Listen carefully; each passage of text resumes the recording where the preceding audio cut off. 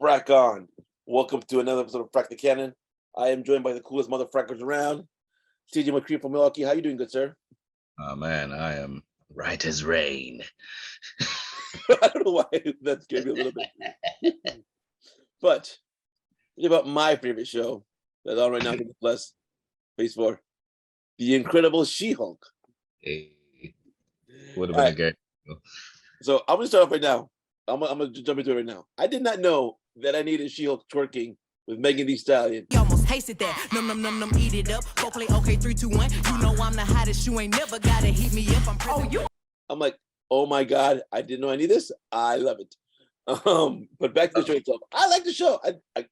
Wait, hold on. Let's just pump the brakes right here because there's a vital piece of MCU lore here that we need to examine here. Okay. Thanos snapped half of life out of existence, right? Right. 5 years later, we came back. We experienced this. 5 years later, half of life got snapped back into existence. We've experienced alien invasions, robot uprisings, and through all of this, Megan Thee Stallion still rose to power. In spite of all this, still rose to a prominent career and still gave the MCU the glorious song that is Body, and still.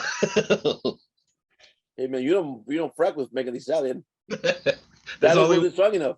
Only one in all the multiverse. There's only one Megan Thee Stallion. All right, sorry. Thank you, Megan Thee Stallion, for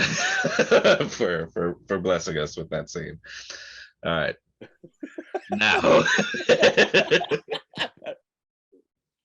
now we can officially move on. I'm done. That's all you say. Just me should repeat that clip over and over again. No. Just set to the song. Just set to Body. Here's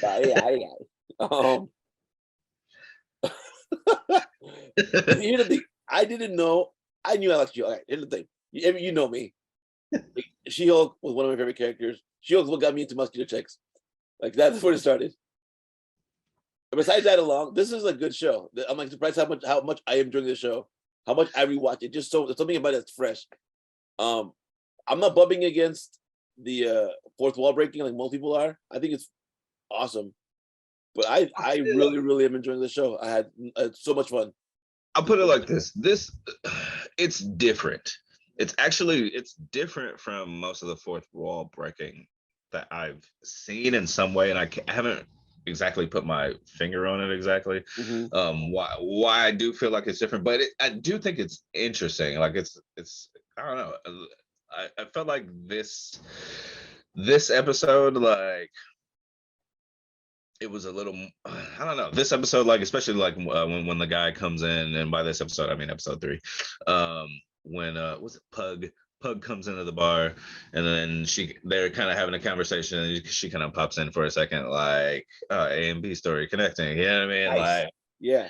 I was just like, okay, that's like interesting. Like sometimes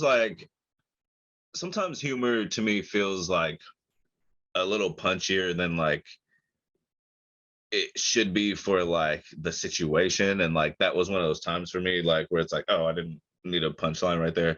Like I'm just kind of like trying to gather information from the scene, you know what I mean, like kind of a thing. Like that was like kind of one of those times where I felt like it was a bit jarring, but other than that, it's not like necessarily bothering me.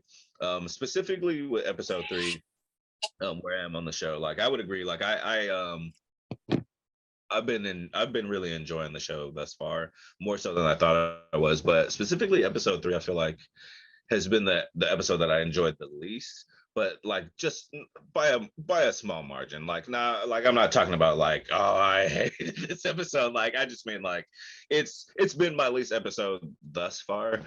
Just as far as like, you know, just random stuff going on. Like there's like, yeah, there was some humor to be had with the B story, right? But like it was kind of like this kind of I don't care. Like exactly. Yeah, I felt the exact same way. I'm like, I remember thinking like her breaking the fourth wall this I have around. I remember I didn't like the way she did it this time. But the oh, A and B are connected. Nice. I mean, that was cute. I'm like, but I don't need that.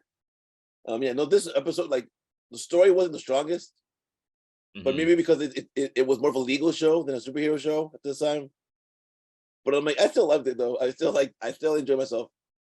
Here's the one thing as a nerd, as a comic book fan, at the end of the episode, was that the Wrecking Crew? I'm thinking so, right? I'm thinking it's like I don't know enough about the Wrecking Crew besides their name to even be definitive about that. You know what I mean? Like I just know that they exist in the comics and they use freaking tools like that. You know, because that was like, who do you think sent them? The leader. The leader. Okay, I was thinking that too, just because it's the only other thread. You know what I mean that we have. You know. I mean, although it could be related to Thunderbolt Ross, like we don't know, like we know the actor died, but we don't know that the character has passed. You know, I'm telling you, man, Sam Elliott, bring him back, man. But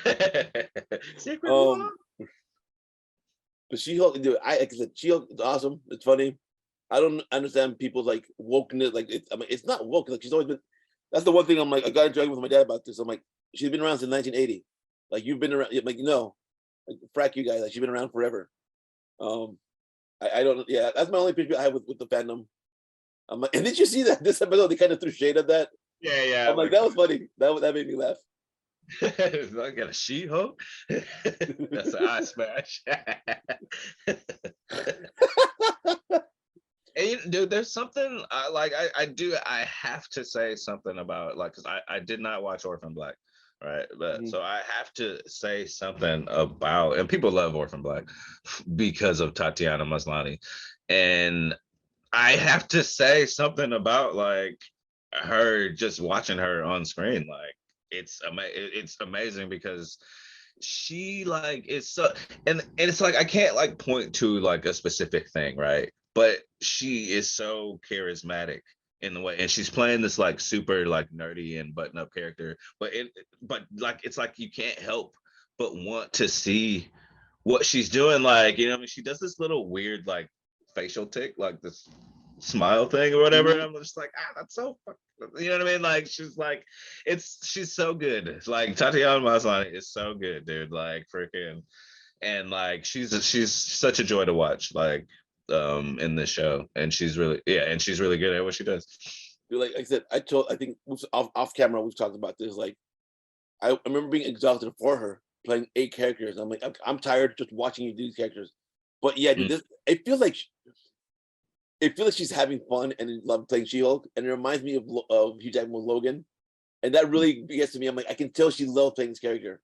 I could be wrong, but it feels like she loves playing that character. And she's totally like not phoning it in at all. Like, you know what I mean? Like she's totally like, yeah, giving it some good acting right here. Like, I love the interview with this episode. Yeah. It's like and like how they changed the title like as the interview's going is like says She-Hulk is a funny story. So tell us, how did you come up with the name She-Hulk? Oh, funny story. I didn't. Some random guy on the news came up with it after thinking about it for like 2 seconds, but it stuck. So now whether I like it or not, I am forever She-Hulk. I didn't notice it when I watched it in English, but I watched it in Spanish. I don't know why I'm doing this, but I'm watching everything in English and in Spanish. I don't know why, but when I noticed it when I watched it the second time in Spanish, I'm like, that's funny. And I also love like it's like if you don't catch it, you don't catch it, right? But there's like this background story happening with Jamila Jamil's character, like in like different news articles or whatever. Like I noticed like that they were talking about the She-Hulk trial, like whoever was talking on screen was talking about the She-Hulk trial, but like under the underlying like little tag is like talking about, I forget what her name is, Titania. Like, yeah, it was like Titania is I forgot, like it's just like continuing her story. I forgot exactly what it said. But it's like just continuing her story like in the background. So it's just like if you catch all these things, like it's like I'm sure she's gonna come back. But it's like if you catch all these things, it's like she has this like background story happening like throughout She-Hulk. I forgot about her too because, but I remember just and it didn't register with me until she said super villain influencer, and I'm like, what did you say? Yeah. I love this show. So far I love this show. Now, I was wrong about a prediction there. I did think when they were teasing his 7 soulmates. Oh my god, that's right. Yeah. When they were teasing his 7 soulmates, I thought they were like alluding to the Thunderbolts or something. I did not expect to actually see 7 ladies of varying races, all in love with Emil Blonsky there. And they're watching his parole hearing. And how does Mr. Blonsky intend to fund this endeavor? Mr. Blonsky is currently in a long-term committed relationship with several pen pals, all of whom have pledged to financially support him. Excuse me, if I could, may I clarify? No. Blair, Ruth, Marta, Sheila, Alejandra, Yvonne, and Nicolette are my soulmates. That was funny. Oh my god, I love seeing Tim Roth play comedy. I've never seen him play. Oh, gee, to be honest, I've only seen him in Incredible Hulk and I forget what else. But I think I seen him in is dramatic. But I'm like, dude, this is like seeing you play with them. Like, I don't know what it is, but you know when we went to film school, take a shot. Everyone seems to be having fun and enjoying themselves. I'm like, oh my god. That was amazing. I love how over the top afraid the whole parole board was when he like transforms into Abomination, and they just like she's like, all right, calm down, and the lady just won't stop screaming. Hilarious. It was a great moment. Oh, yeah. And then Wong's quick yeet out of there, like yeah. You realize that you've just admitted to facilitating a prisoner escape, which is a crime. I must depart.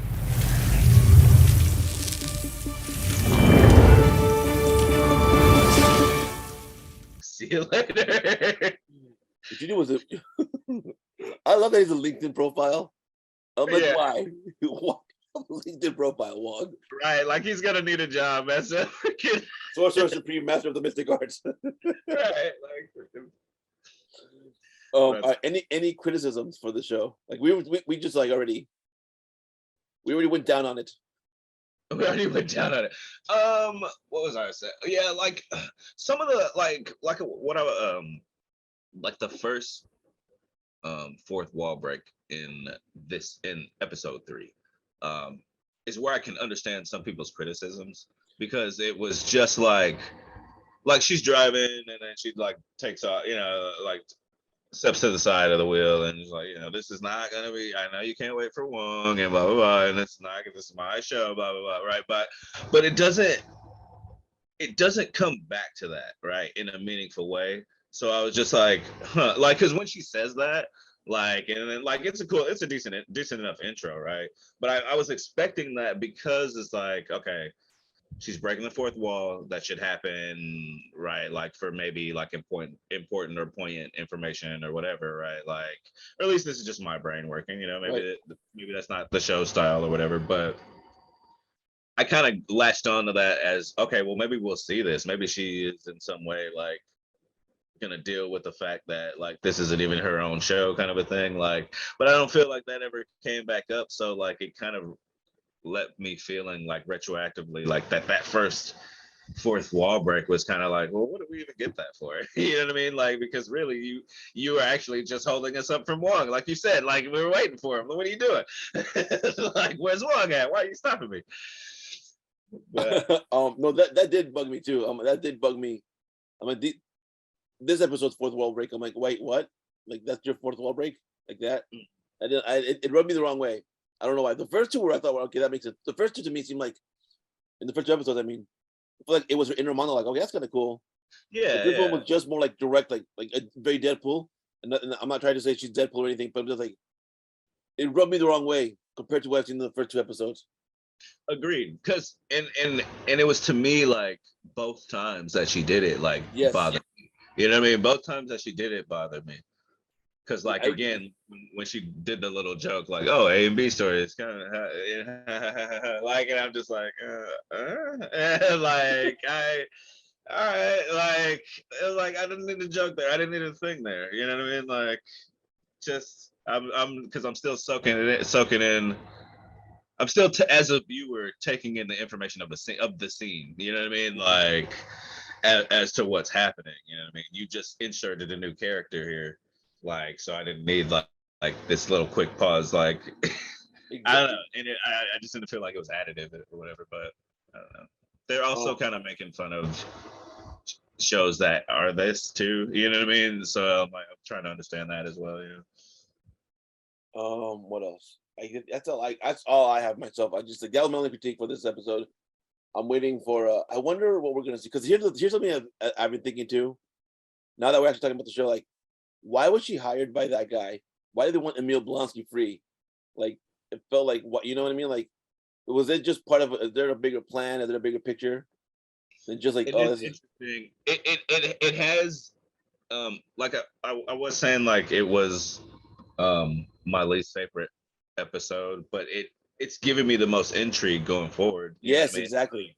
Those just especially with them like trying to get her blood and like what is that all about? And then like kind of the things you're saying, like are these things going to kind of connect in any meaningful way or what have you? You know what I mean? Will we see Megan Thee Stallion back twerking in a future episode? No, I want to see. I want to see SheHulk twerking. That's all I fucking want. Or heaven help us, teaching the rest of the female superheroes in the universe, in the Marvel universe, to twerk. Can you imagine the A-Force twerking? That's Megan Thee Stallion being on the A-Force. Oh my god!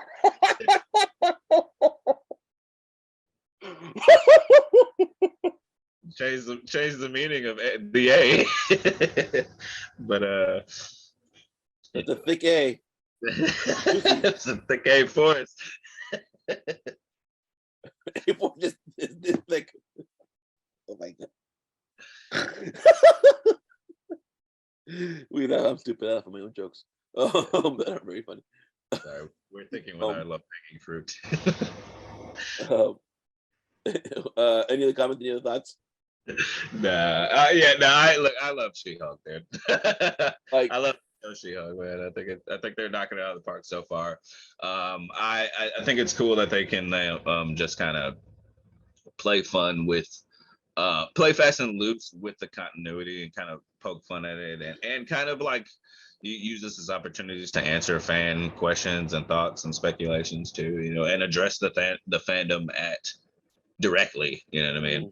I do just like hope that sometimes when you lean into comedy in this fashion, like if you go too far, you can kind of like break the continuity, you know what I mean? So I do hope going forward they do kind of like just respect a show that like respects that kind of thing, like play fun within these rules, but you know what I mean, don't go too crazy and make something like from a previous movie not make sense or or not like, you know what I mean, fit, you know what I mean? But you know, not saying that they're going to do that.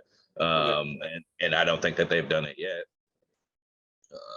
But yeah. I just want more She-Hulk twerking. Dial it back. I said I want more She-Hulk. Yeah, no, I think I think this is one of the shows I want this show now. And I remember thinking like, yeah, I don't know what it's gonna be, but I don't care. I just want to see it now. I don't care what it is. I don't care if it's a serious or a comedy. I just want something. I just want it now. And I am liking so far what I'm saying. Here's one thing I wish she would do like she did in the comics, which I was going back because that's who I am. I'm like, okay, I guess she would address the writers, and I guess there was an issue where she was like, "Oh my God, John Byrne, why did you draw me like this? Why did you draw me in this?" I wish she would do that, like address the writers. I'm like, why'd you write this? Or maybe it's too much. I don't know. Maybe listen, we're only a quarter of the way through. I know. A third. We're only a third of the way through. So you know what I mean? Like I think this show still has room for that, but it might feel weird, but I don't know. We'll see. Yes, you will. I think they've laid the groundwork that whereas something like that could work. You know? Right. Especially you get to a climax or something. You know what I mean? Like It's like, okay. Like this is a little ridiculous. Give it to me. Well, no, let me take it again. Have it all. But see, that was a comic book, right? So they're addressing like the writers directly. What if it was like this one was more in like cameo status? You know what I mean? Like Jessica Gao just comes in and sits next to her, and they just have a straight up chat. You know what I mean? Like, I would love that. I would love that. I need to find out what besides Jessica Gao, I don't know what else she's done. But yeah, I am. I love She-Hulk. Frack you guys who hate the show.